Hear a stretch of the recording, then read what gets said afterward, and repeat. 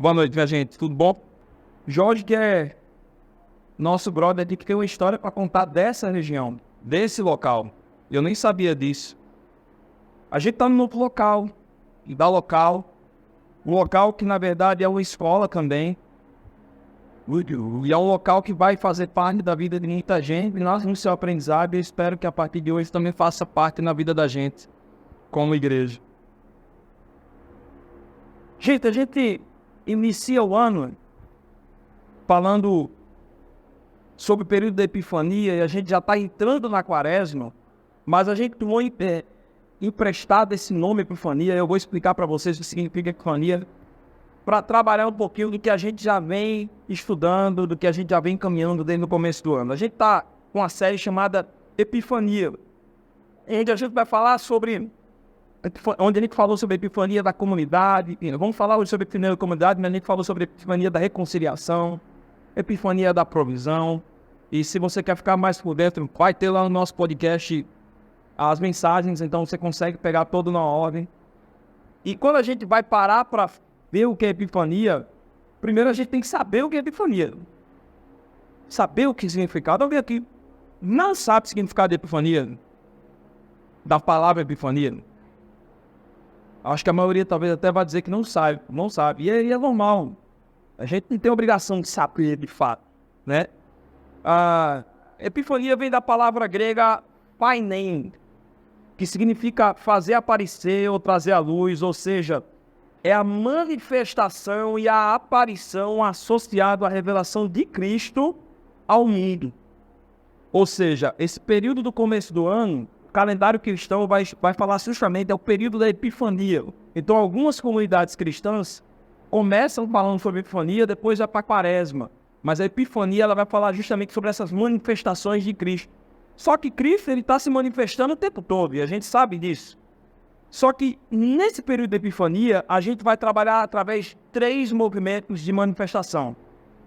O primeiro é a manifestação do batismo de Jesus, como expressão da Trindade. É para revelar esse Deus que ele é Deus Filho, e ele é Deus Pai, e ele é Deus Espírito Santo. Quando ele é batizado, que vem a voz e diz assim: esse aqui é o meu filho, que eu tenho muito prazer em ele ser meu filho. Então a voz do Deus Pai, o Deus Filho sendo batizado, e o Deus Espírito Santo em forma de pomba aparecendo. E ali é um momento em que as 3 pessoas da Trindade aparecem. Então ali é uma manifestação da divindade de Cristo. Uma outra manifestação também que é estudada nesse tempo é a manifestação das bodas de Caná, que é quando Deus transforma a água em vinho num casamento, para mostrar justamente esse início de ministério de Jesus de Nazaré, né? E por fim, também temos a visita dos reis magos, para mostrar para manifestar esse reinado de Jesus, quando os reis magos, homens que não eram nem judeus de nascimento, vão ao encontro seguindo a estrela,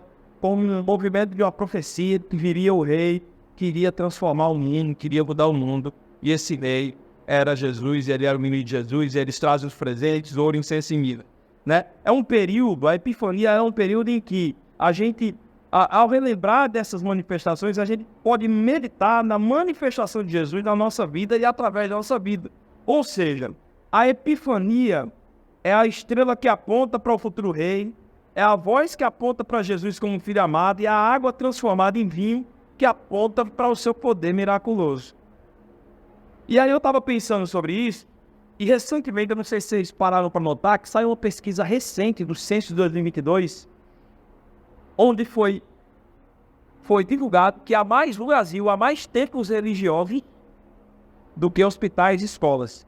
Ou seja, há mais igrejas, centros espíritas, centros de religião afro, sinagogas, templos budistas, seja qual for a manifestação religiosa.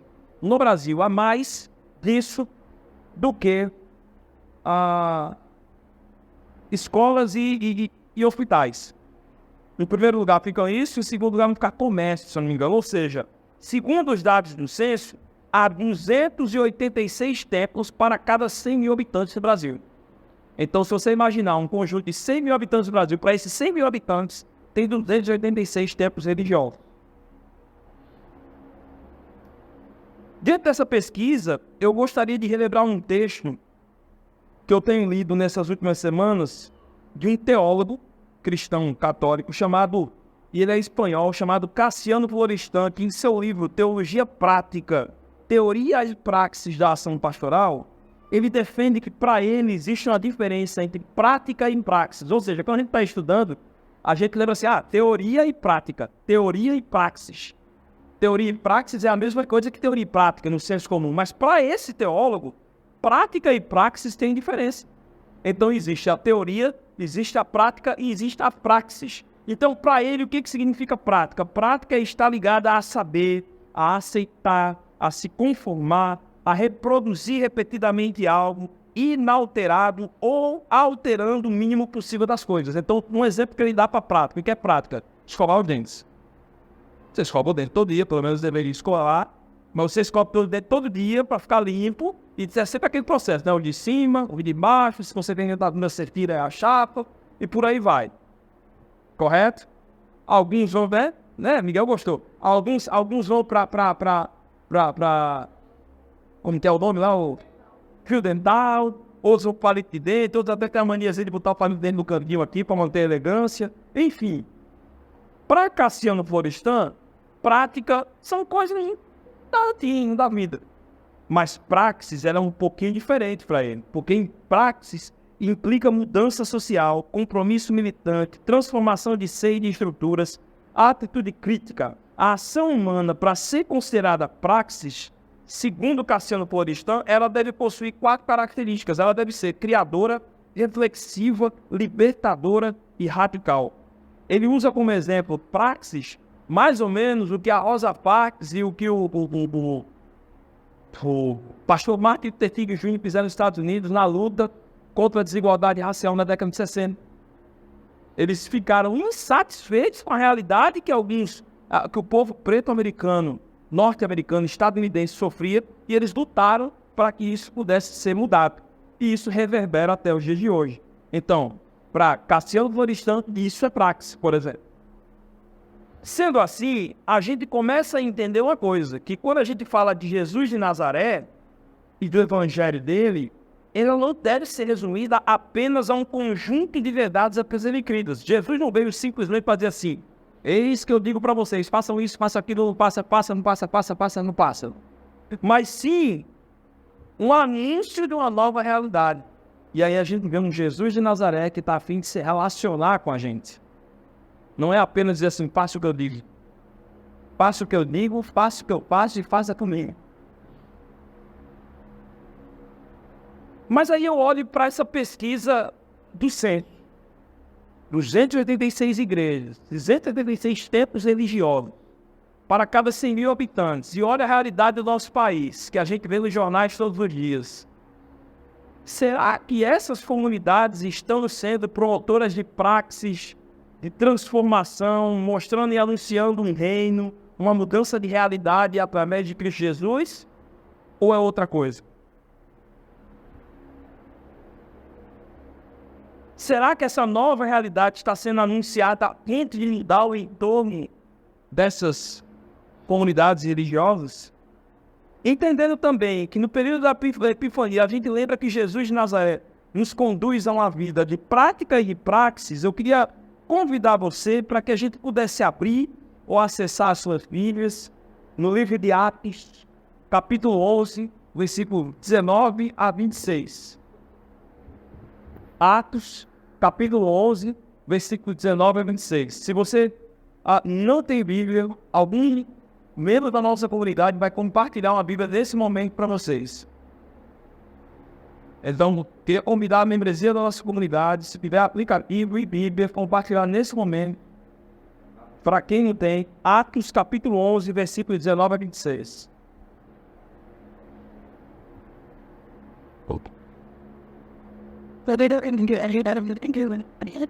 Atos capítulo 11, versículo 19 a 26.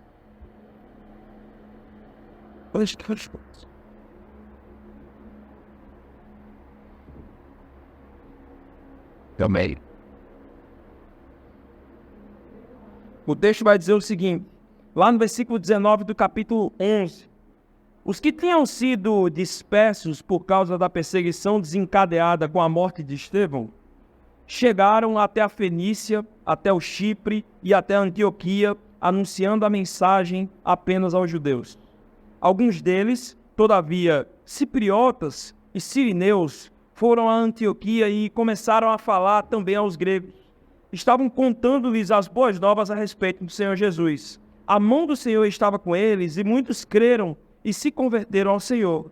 As notícias desse fato chegaram aos ouvidos da igreja de Jerusalém e eles enviaram Barnabé a Antioquia. Aí no versículo 23 vai dizer o seguinte: este, ali chegando, vendo a graça de Deus, ficou alegre e os animou a permanecerem fiéis ao Senhor de todo o coração.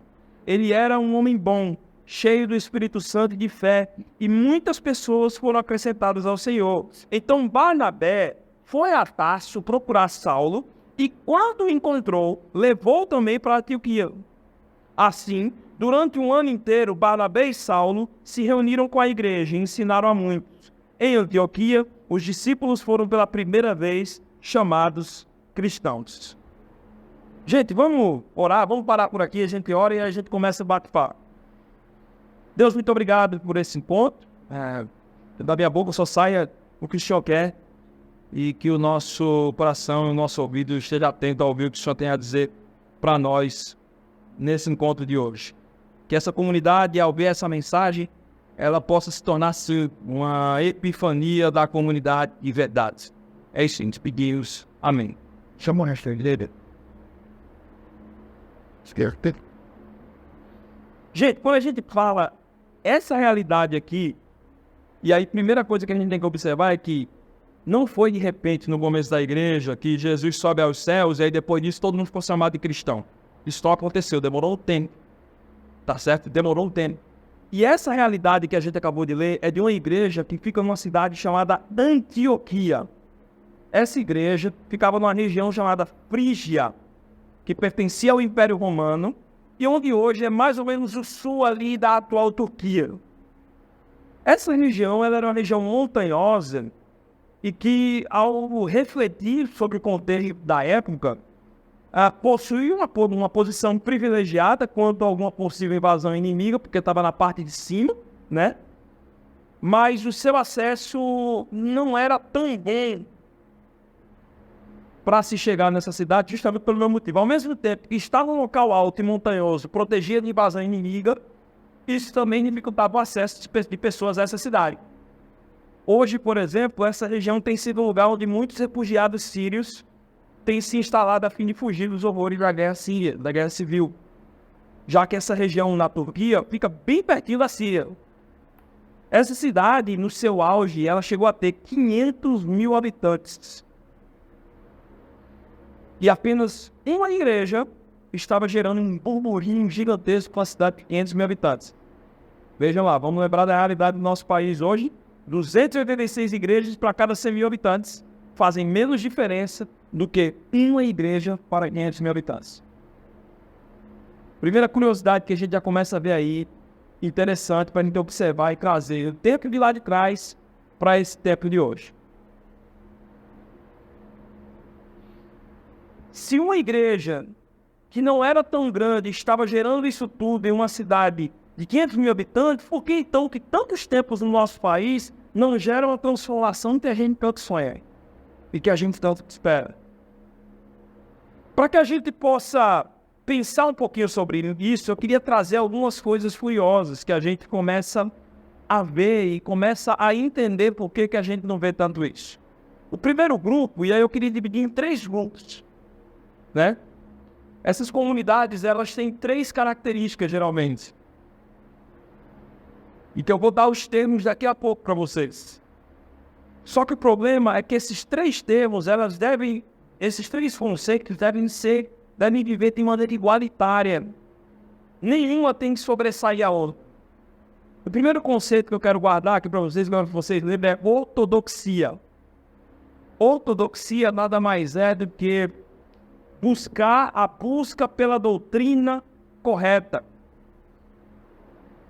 Às vezes, muitas vezes, dessas comunidades de fé têm buscado tanto uma doutrina correta que têm perdido muitas vezes a sensibilidade.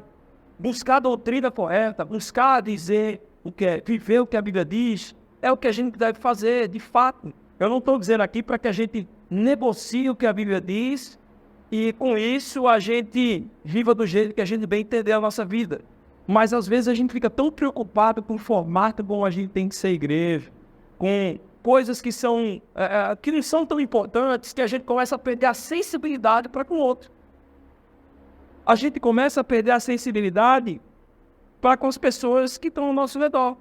Então, a gente às vezes tem um culto muito bonito, muito elaborado, uma pregação sensacional, um cara com oratória massa, uma música muito bem feita, muito bonita, muito bem ensaiada. Às vezes até a gente pode ter um jogo de luz massa e perder a sensibilidade de quem está lá fora.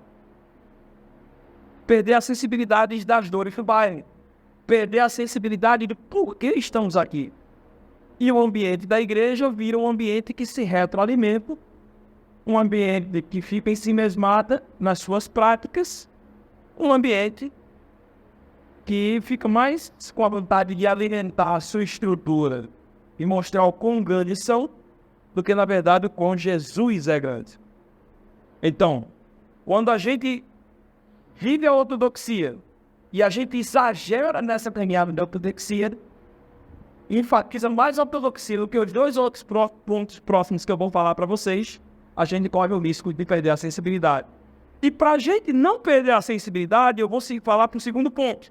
Além de termos a ortodoxia e de que devemos ter a ortodoxia de maneira equilibrada, a gente também precisa ter outra palavra difícil, chamada ortopraxia. A ortopraxia, a gente pode ler essa palavra ortodoxia ou trazer um significado desse conceito como a palavra correta das verdades bíblicas. Ou seja, ao longo da caminhada ministerial, a gente encontra Jesus, o filho do carpinteiro, colocando em prática os seus ensinamentos. Por isso que quando a gente fala, por isso que quando Cassiano Florestan falou lá atrás, que a vida do Evangelho ela não é simplesmente Jesus dizer assim, Wilson, Degar, Renata, Vanessa, Jorge, diga assim, faça isso, faça aquilo, faça isso, faça aquilo. Não, é faça isso, porque eu faço isso, porque eu quero fazer com você. Não é simplesmente uma cartilha de conjuntos de lei e de regras, é vivência. Então, a vida de ortopraxia nos leva a isso. Só que também, se a gente vir exagerar dessa questão da ortopraxia, a gente supervalorizar a questão da perda da prática e não entender o porquê biblicamente Deus nos leva a isso, a gente corre o risco de fazer as coisas apenas porque a gente acha bonito. Então, a gente começa a trabalhar com a comunidade, a gente começa a distribuir certas básicas para a gente achar bonito. Porque todo mundo faz, a gente vai fazer também, onde na verdade isso nos aponta para o que cremos. Cristo nos leva a isso. Jesus nos convida a isso. Eu, por exemplo, e eu creio que quase todo mundo aqui nessa comunidade tem um bom curioso, tem animal. É uma coisa que é uma característica dessa comunidade, não sei por quê. Mas essa comunidade, ela tem que entender que eu vou falar por mim, eu posso falar isso por mim. Eu gosto de animais, eu cuido de animais, eu tenho amor por animais, não porque eu acho bonitinho, eu tenho amor por animais, porque lá em Gênesis, no capítulo 1, Deus me convida a dizer assim, cuidem. Cuidem do que eu vejo. Deu a responsabilidade nossa. Em discípulo e discípula de Jesus. O problema é que muitas vezes, se a gente começa a exagerar a nossa vida para uma vida de ortopraxia apenas, esquece da ortodoxia, a gente começa a virar ativista. E Jesus de Nazaré, ele não quer funcionários de uma ONG para caminhar com ele. Ser cristão não é fazer parte de uma grande ONG, não quer desmerecer a ONG, tem importância. Mas andar em discípulo de Jesus é caminhar com ele. É caminhar. E por fim, a gente tem um outro termo, que é um termo mais novo, que é chamado de ortopatia. Ou seja, a ortopatia, ela traz o sentido do sentimento correto. Ou seja, a ortodoxia é a doutrina correta, a ortopraxia é a prática correta e a ortopatia é a motivação correta. Por que eu faço isso? Por quê? O que me impulsiona a ser assim? O que impulsiona a gente, diante de tantas igrejas na nossa cidade, plantarmos mais uma igreja, como a gente começou desde agosto de e hoje a gente está no novo local? Por quê? É apenas para trazer mais uma igreja sal da terra ou na boa moral evangélica sobre a cidade do Paulista? Se for sobre isso que você está pensando, está no lugar errado. Está no lugar errado. Não é sobre isso. É sobre o anúncio da nova realidade. Então a gente precisa viver esses três conceitos de maneira equilibrada. Não exagerar um no outro. Porque se a gente exagerar, a gente tem uma vida ou de liberalismo ou de fundamentalismo. E o que a gente mais tem visto hoje, dentro dos nossos espaços religiosos, é fundamentalismo ou liberalismo. Ou a gente quer viver informado em uma prática religiosa individualista, ou a gente quer viver como a gente quer. E a gente começa a definir o nosso exercício. A gente começa a definir a nossa forma de ser cristão. Eu trouxe esses três conceitos para hoje, para que a gente possa ver que a epifania da comunidade, ou seja, a manifestação da vida cristã, da comunidade de fé que nós somos, muitas vezes tem feito com que a gente tenha esquecido ou nos tornado apenas importantes apenas alguns desses conceitos, e a gente tem deixado de lado os outros. Mas, na verdade, todas elas têm a mesma importância. Talvez até alguns de nós temos a tendência, ou já estamos pensando dessa maneira, fazendo mais uma coisa do que a outra. Às vezes a gente diz assim, olha, ser cristão é ter uma vida prática legal, mas ser cristão também é se relacionar com Jesus em meio da sua palavra. Muitas vezes a gente tem a mania de consumir, e aí eu vou falar dentro da nossa realidade, e dizer assim, minha gente, o que importa é que vai falar de Deus. Mas sempre fala de Deus, se a Bíblia vai dizer, nem que me diz ser o Senhor, que diz Deus, lembra esse Deus. E aí a gente começa a consumir, cara, e por Deus, esse por Deus, em cada de familiar. Muitos têm olhado na forma de culto, na liturgia, na maneira como a igreja se porta, como ela é conduzida como organização, e acredita piamente que esse é o ponto mais importante da manifestação da igreja. Muitos têm entendido que, por exemplo, ser uma igreja de parede preta é a melhor coisa do mundo. Só existe igreja de parede preta. Ou então os muitos vão dizer que a igreja ela tem que ter uma cruz de madeira no centro do seu auditório. Outros vão dizer que igreja de verdade é a igreja do governo episcopal, presbiterial, convencional, congregacional. Outros vão dizer que o modelo em que ser cristão é usar um determinado tipo de roupa. Isso aí é exagerar na ortodoxia. Muita gente vai dizer que não, ser igreja sei lá, é ajudar os pobres. Também é. Também é.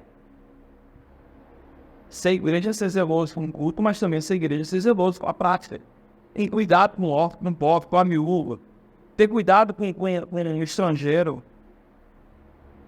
E aí a gente cai para um outro exagero, porque já outros limitam a sua manifestação de igreja quando enfatizam apenas as questões da prática, ou seja, já não querem mais se aprofundar num relacionamento com Deus e acham que a ação da igreja está limitada apenas ao sopão, apenas ao programa social que a igreja tem feito, que não é só isso.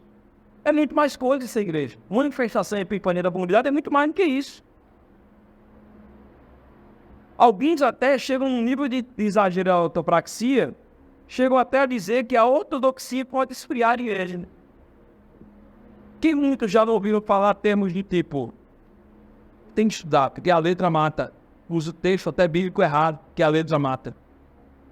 E por sua vez, outros que enfatizam já o terceiro ponto, que é a ortopatia, eles enfatizam a ortopatia porque tendem a acreditar que o que vale é a intenção. Logo, se for algo evangélico, cristão, gospel, a gente tem que consumir sem fazer uma avaliação prévia de que o que está sendo falado, cantado, é realmente vídeo. Então é necessário a gente viver de maneira equilibrada esses três conceitos da nossa vida. Quando a gente olha, por exemplo, para o próprio texto de Atos 11, a gente acaba de ver que a igreja de Antioquia era uma realidade equilibrada entre ortodoxia, entre ortopraxia e entre ortopatia. Ou seja, era uma realidade de comunidade de fé equilibrada entre aprofundamento nas coisas de Deus, uma vida prática que revelasse esse Jesus de Nazaré e, ao mesmo tempo, a motivação de agradar a Deus e não se auto-agradar e inflar o seu próprio ego. No versículo 19, por exemplo, ele vai dizer assim: os que tinham sido dispersos por causa da perseguição desencadeada com a morte de Estevão chegaram até a Fenícia, até o Chipre e a Antioquia, anunciando a mensagem apenas aos judeus. Ou seja, a perseguição religiosa, desde a morte de Estevão, se intensificou e as coisas começaram a ficar cada vez mais difíceis para o grupo de pessoas que criam a mensagem vinda dos discípulos de Jesus de Nazaré.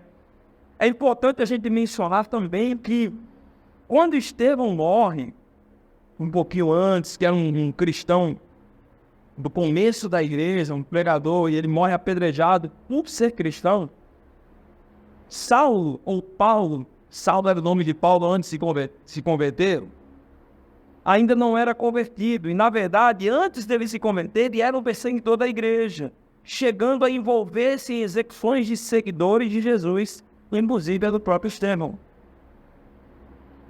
Essa igreja de Antioquia, ela era uma comunidade acolhedora, pronta para auxiliar o pobre, o órfão, o necessitado, a viúva, o refugiado, entendendo que essa também seria uma marca dessa igreja, ao buscar transformar a vida dessas pessoas. É interessante a gente ver também que nessa comunidade, uma constante sensibilidade missional e cultural, porque no versículo 20, veja só, no versículo 19, ele diz o seguinte, ele termina o versículo 19 dizendo assim, que essa igreja, ela pregava apenas aos judeus, ou seja, a maioria da comunidade eram de pessoas judias convertidas ao cristianismo. Então, talvez até a língua era o hebraico, talvez, nesse ponto. E no versículo 20 já muda a realidade. Por quê? O que aconteceu nisso? Alguns deles, todavia, cipriotas e sirineus, ou seja, de outras regiões, fugiram da perseguição, foram para Antioquia e começaram também a falar aos gregos. Por quê? Porque eles falavam a mesma língua, contando-lhes as boas novas a respeito de Jesus. O que acontece nessa hora? A igreja não ficou presa na ortodoxia de apenas falar para os judeus. Ela entendeu e disse assim, opa, é hora da gente rever aqui, a gente tem que mudar. Tem gente estão surgindo outros tipos de necessidade na nossa comunidade, é sensibilidade. Vamos agora começar a falar para língua. Vamos começar a falar com as pessoas que não são judias. Muitas vezes falta em nós essa sensibilidade. Eu estou falando em língua, é sensibilidade. E olhar como está o outro, em que o outro precisa, na caminhada. Sabe? E a igreja que eu quero sensível a isso. Era muito sensível. Sendo assim, uma igreja que antes apenas comunicara o evangelho para pessoas que eram judeus convertidos ao cristianismo, ao se deparar com essa nova realidade de alguém de seus novos membros, reconhece que precisa rever a sua maneira de ser igreja sem perder a essencialidade de uma comunidade de fé em Cristo. A gente inicia uma caminhada, a gente caminha todos os domingos por causa de Jesus. Todos os domingos, cada um de nós temos motivos para não vir para a comunidade de fé. E vão faltar motivos para Mateus, não vão faltar motivos para o Erickson, não vão faltar motivos para o Jorge, não vão faltar motivos para Degar, não vão faltar motivos para Elaine. Todo mundo tem motivo para não ir. Mas o motivo para ir é maior do que qualquer motivo para não ir.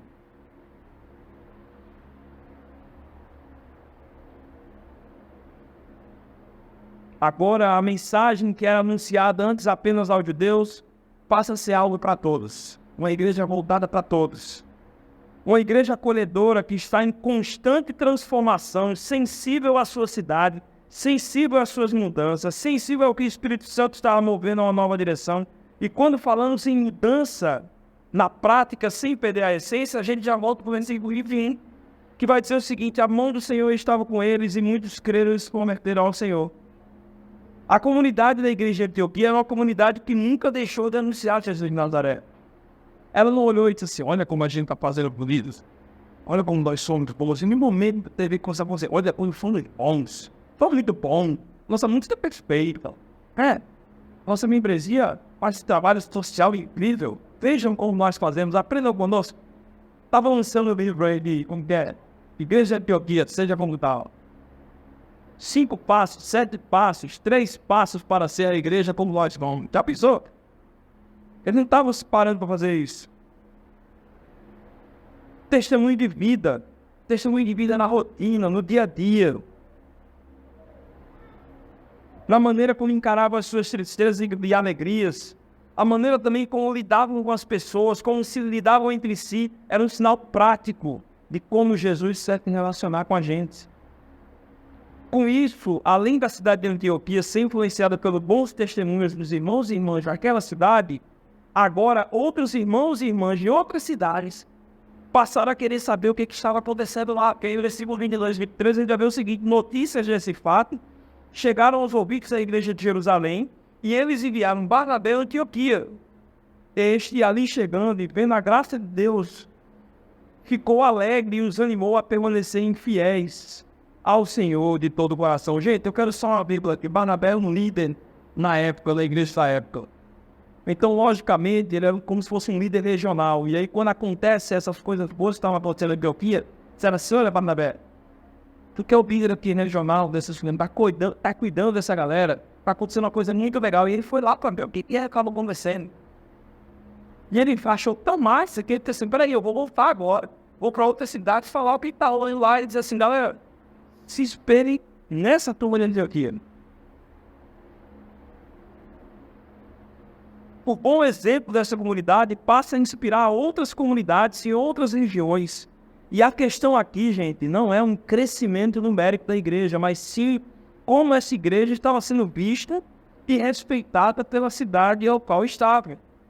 O quão acolhedora ela era, o quão sensível aos desafios da cidade elas eram, e como ela estava respondendo às perguntas que geravam crise às pessoas daquela cidade. Por fim, essa resposta às perguntas estava no Evangelho, estava em Jesus de Nazaré, onde podemos ver já no fim dessa passagem que, lá no versículo 25, então Barnabé foi a Tarso procurar Saulo. Nessa época, Paulo já era convertido, estava no começo da fé dele. E quando o encontrou, levou para Antioquia. E assim, durante um ano inteiro, Barnabé e Saulo se reuniram com a igreja e ensinaram a muitos. Em Antioquia, os discípulos foram chamados pela primeira vez de cristãos. E por que eu quero destacar isso, gente? Vocês sabem o que significa cristão? Pequeno Cristo. A galera vivia de um jeito tão massa, tão parecido com Jesus, que as pessoas da cidade começaram a chamar as pessoas daquela igreja de pequenos cristos. Estão ali, os pequenos cristos.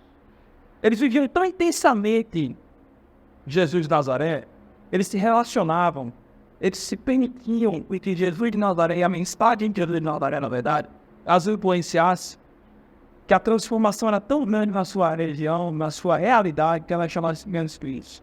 E aí eu queria fazer uma pergunta aqui. Será que a gente tem condições de dizer que nós somos cristãos? No nosso dia a dia? De boa. Faça essa análise para si mesmo. Será que eu tenho condição de ser chamado de cristão pela vida que eu levo? Ser chamado de pequeno Cristo? De fato? Será que a nossa comunidade de fé, a igreja local paulista, hoje, reflete Jesus de Nazaré a ponto das pessoas olharem e dizer assim: ó, ali são cristãos, são pequenos cristos? Porque dizer só cristão como uma casta religiosa, de um grupo religioso, evangélico, cristão e tal, é digno. Mas ser visto como cristão, como pequeno Cristo, é outra pegada. É uma parada muito mais profunda. As pessoas da comunidade de Antioquia eram instigadas não somente a ajudar os necessitados, mas a buscar conhecer a Deus, pois entendendo a Deus, compreendem o que são e a sua missão. Assim, o seu testemunho e zelo para com as pessoas, com as coisas de Deus, e consequente para com o próximo e a cidade, os cidadãos de Antioquia, os que não eram pertencentes a essa igreja, passaram a chamá-lo de pequenos cristos. A gente precisa nos reunir como comunidade para nos relacionar a Deus. e com nós mesmos. A gente precisa se reunir em comunidade, primeiro para a gente se relacionar com Deus, depois para a gente se relacionar com o outro. Porque na caminhada que eu aprendo com Deus, eu aprendo com meu irmão Decá. Na caminhada que eu aprendo com Deus, eu aprendo com a minha irmã Priscila. Pela caminhada com Deus, eu aprendo também com meu irmão Mateus, e com meu irmão Jorge, com a minha irmã Lede. A caminhada do discípulo de Jesus de Nazaré, ela é coletiva. Por que ela é coletiva? Porque sozinho vai dar ruim. Vai dar ruim sozinho. Eu vou usar um exemplo bem prático. Por exemplo, de casamento. A gente tem alguns casados aqui. Quantas vezes você estava num pneu e o seu cônjuge foi a pessoa ideal? Você diz, olha, foi Deus que mandou esse cônjuge, porque ele foi quem levantou você num dia difícil. Agora imagina isso de uma maneira mais profunda, mais completa. Deus fazendo isso por meio da comunidade, que somos nós, e através da comunidade, nos se ajudando. E Deus do outro, se preocupando com a gente, se alegrando, se inteligendo. Comunidade, epifania, manifestação da comunidade. Fora para imaginar como seria? Assim a gente consegue discernir de maneira saudável o porquê fazemos as coisas, entendendo que as escrituras apontam para a nossa vida. Quando você entra ali na local e vê a recepção com um cafezinho do lado, o café simplesmente não é para criar, para dizer assim, olha como nós somos simpáticos. É porque a gente tem prazer em se relacionar com qualquer pessoa que chega aqui e fazer amizade. Porque se a gente for olhar a nossa essência, eu não merecia estar aqui, ninguém merecia estar aqui. Então, primeira coisa, se ninguém merece estar aqui, ninguém é melhor que ninguém. Então, cabe a nós fazer a mesma coisa que Cristo fez com a gente. Cristo abriu os braços para me receber. Então, nós fomos impulsionados pelo Espírito de Cristo, abriu os braços para muitas pessoas e recebê-las. E o que a gente faz como comunidade apenas no café é fazer com que as pessoas se sintam mais atentadas e mais bem recebidas. Quando a gente tem um ambiente com data showzinho, não é para dizer, olha que igreja, desenrolada. É porque existe um porquê, porque vai facilitar com que as pessoas participem de uma maneira coletiva do culto. Ao tempo todo, Jesus de Nazaré chama a gente para uma transformação da nossa vida, mas ao mesmo tempo que a gente vai sendo transformado, Deus usa a gente para, através do nosso exemplo, da nossa amizade, da nossa caminhada, a gente ajudar a transformar outros. É isso. Então, o fato de nós virmos aqui já não foi à toa. O fato de estarmos aqui hoje não é à toa. O fato da gente estar aqui é buscar discernimento com a nossa vida, discernimento a Jesus sobre a nossa vida. E quando a gente, uma vez que buscamos discernimento em Jesus de Nazaré, com os nossos amigos, eu estou chamando de amigo, lá de Antioquia, como também de Paulista, Pernambuco, no século XXI, 2024, tem feito todo domingo, ou deveria fazer todo domingo pelo menos, é buscar esse discernimento de Jesus de Nazaré. A gente é impulsionado e a gente é movido a uma vida prática que aponte a sua vontade sobre nós e através de nós, ressignificando as nossas boas práticas de mero ativismo a uma pessoa cheia da essência de Deus. Ou seja, a gente não é movido mais a fazer coisas boas apenas porque a gente acha legal e é um mero ativismo. A gente passa a ter a ressignificação até dos nossos batimãos, porque a gente passa a fazer atos em que, em primeiro lugar, a gente agrada a Deus. Fazer esses atos bons. Nós somos bons maridos, boas esposas, bons filhos, pais, boas mães, bons profissionais, bons patrões. Estou passando aqui o recado, né? Bons amigos uns dos outros, porque é Deus que nos impulsiona a ser assim. É Deus que nos motiva a ser assim.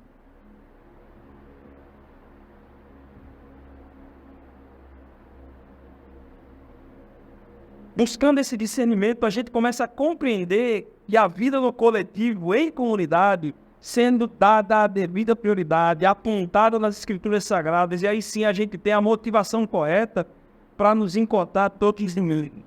E aí sim, quando a gente para perceber essa manifestação da comunidade, o porquê dela, esse conceito dessa vida do coletivo, aí a gente já começa a dizer assim, poxa, Dízera, realmente, de fato, eu posso ter motivos e tenho motivos para não estar no domingo na igreja, mas o motivo que me faz ir à igreja é maior do que outro motivo. Do que qualquer outro motivo.